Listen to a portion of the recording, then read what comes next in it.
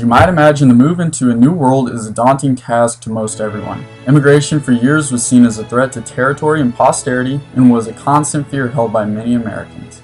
There was once a strict and narrow-minded thought that kept many immigrants from fulfilling their dreams of overcoming adversity, and this is seen in the life of Dr. Dan Park.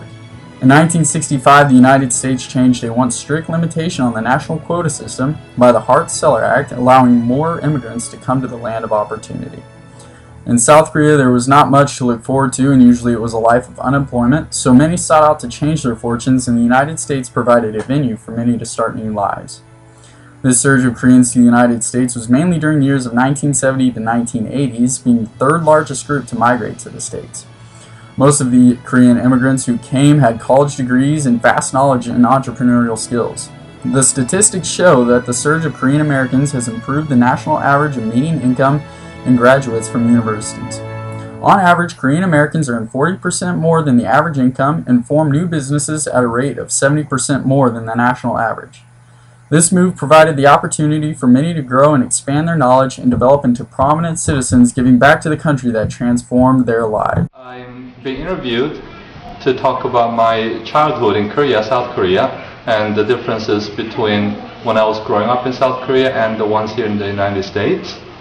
I came here when I was 14 years old, and I was just fresh out of elementary school. In Korea back then, once you join a junior high school, becomes the 7th grade, every boy has to shave their head completely off. And then we all wear a uniform, same uniform for everybody, and the girls had to cut their hair so short it has to be above the earlobe. The bottom of the earlobe has to show through the a haircut. So we have to go outside the house to go to the restroom, and then they just dug a large hole deep down, maybe 10 feet deep, and they put two 2x8 boards across, and then you squat on it and you do your thing. And there was no electricity for the outhouse back then, so if you want to go to the restroom in the middle of the night, you have to get a candle. And you have to be very careful because it's windy. You have to hold it like this so that it doesn't blow out. And you go to the bathroom, and there was no toilet paper. Newspaper, we cut it in small pieces, size of maybe 8.5 by 11 pieces, and make a hole, put a string through. You hang it up on the wall, newspaper, and whenever you did number 1, you just take one piece of newspaper and you use that to wipe yourself.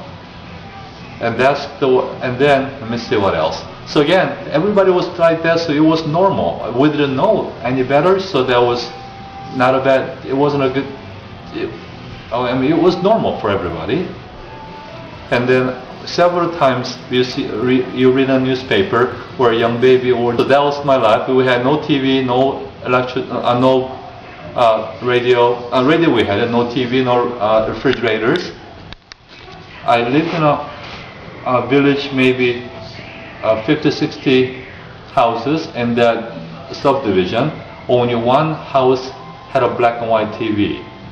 And then we had a channel, the TV would come on 6 o'clock in the evening and goes out at 9 o'clock at night, just for 3 hours. And those 3 hours, almost everybody gathers around. We're traveling light today. When Dr. Park moved to the United States, he had to overcome much adversity. He did not speak English, which hindered his social and cognitive development at his initial entry. However, this did not deter him from going on and doing great things. He eventually learned the language from another Korean-American girl and moved on to continue his education at Cal Berkeley.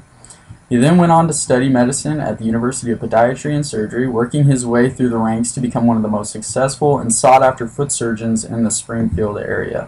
Texas. And he got his green card, he brought everybody over, and that was 1974 when I was 14. My older sister was 16. And then when I came to the United States, he had rented out this apartment. I'm thinking back right now, 2-bedroom apartment.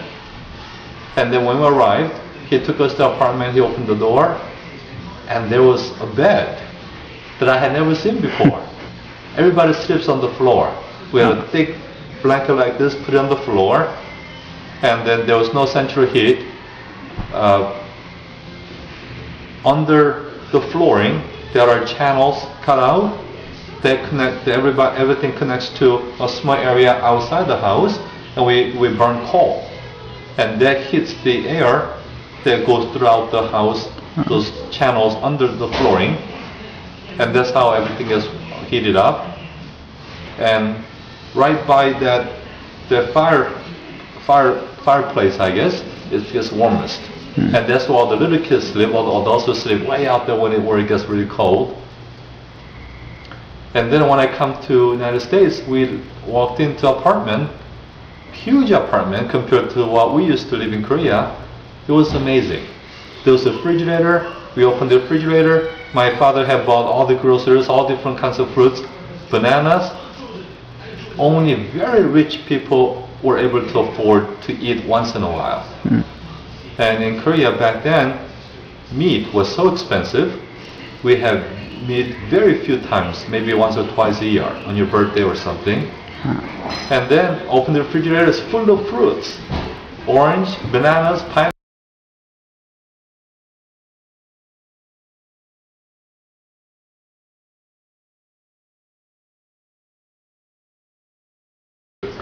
So everything took a long time to get used to it.